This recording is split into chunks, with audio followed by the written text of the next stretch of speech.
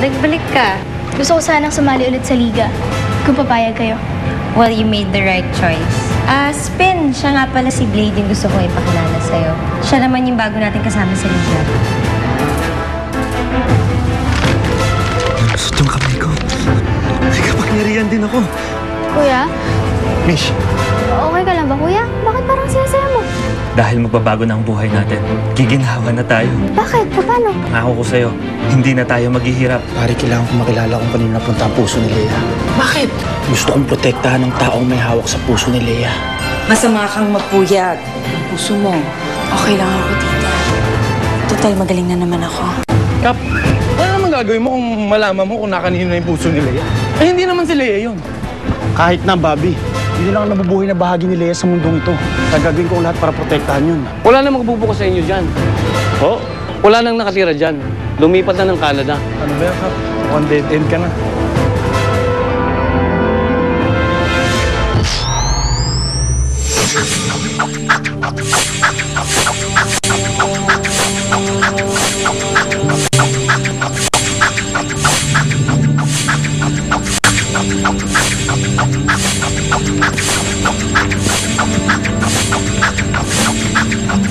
Ano yan?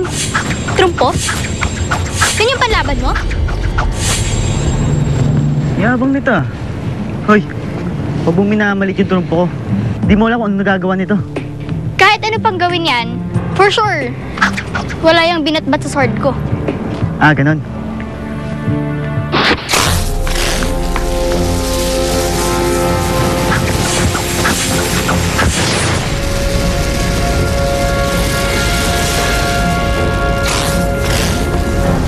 Tigil kayo! Hindi kayo dapat nag-aaway, magkakampi kayo! Ang yabang nito eh. Ganon?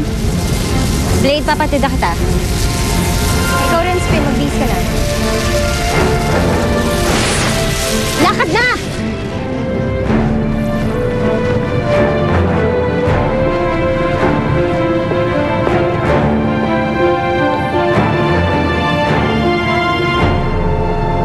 Itong bagong uniform mo. At least, sa private school ka na nag-aaral ngayon. O bakit ka galit? Nay, nakakabad trip kasi yung isang kasama sa liga eh. Sobrang yabang. Alam mo sino? Babae lang siya. Kung talagang bad trip ka, edi umalis na tayo dito sa liga. Hindi, Nay. Baka isipin niya pa, natakot ako sa kanya dahil umalis ako. Manda lang siya. Papakita ko sa kanya kung gaano kagaling.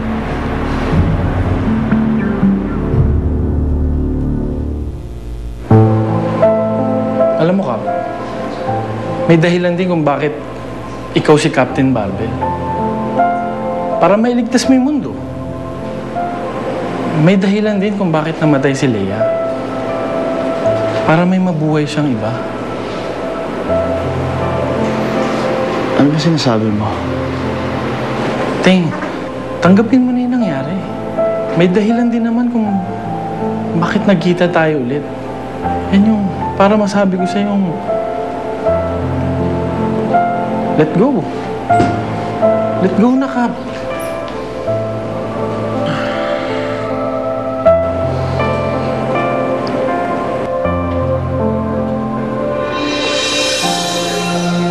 Hindi ko papakawalan si Lea sa puso't isipan ko, Babs.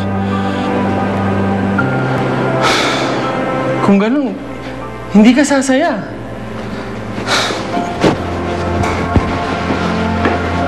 Ano ba naman, Ting? Ilang taon na ba nakakaraan? Mahawa ka naman sa sarili mo. Ilang taon ka na nagdudusa. Bigyan mo naman yung pagkakataon yung sarili mong sumaya. Wala mo na si Lea. Tahimikin mo na siya. Alam mo, madaling sabihin na wala ka sitwasyong boy. Ha? Kahit gustuin ko, hindi ko kayang gawin.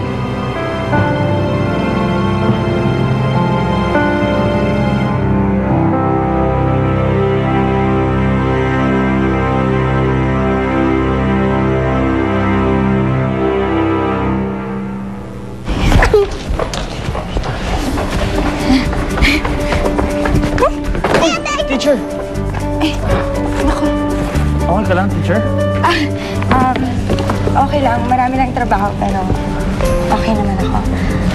Sige, pakipati mo. Ako na. Hindi. Okay lang. Titing, pwede ba i-deliver natin si Teacher Althea dun sa bahay niya? Ang daming niyang galaw. Oo naman. Tara, teacher. Hindi. Huwag na nakakaya naman. Hindi, okay lang. Hindi pa nga sapat yun sa kabaitan mo kay Lele. Tara. Salamat. Sige. Tara, Lelay. Dito ka na sa likod, Lelay. Okay. Sa harap na si Teacher Althea. Okay. Kasi konti.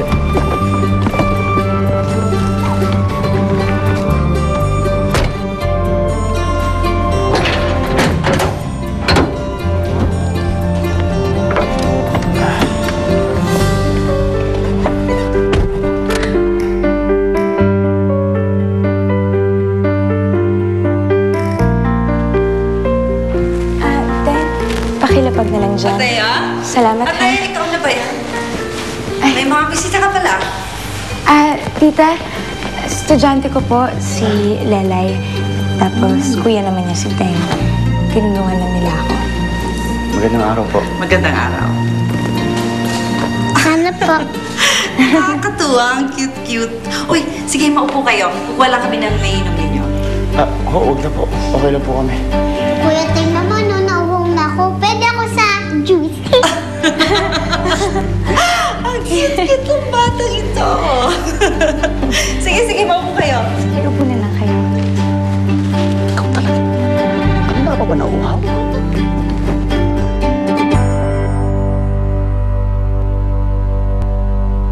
Mukhang mabait si Tenga. At gwapo. Type mo siya, no? Dalaga na ang pamangkin ko.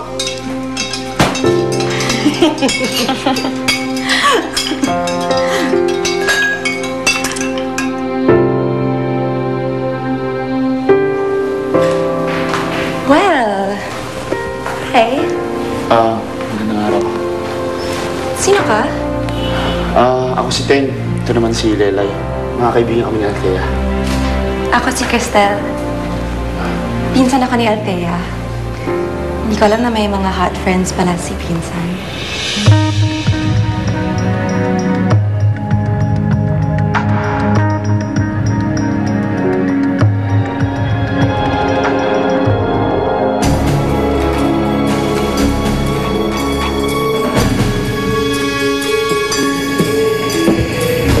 Hindi ako makapaniwala na bupang isang impyerno. Sinunod ko lang yung utos mo. Sabi mo, ayusin ko at antayin kita. Oras na para bumalik ang impyerno sa mundo.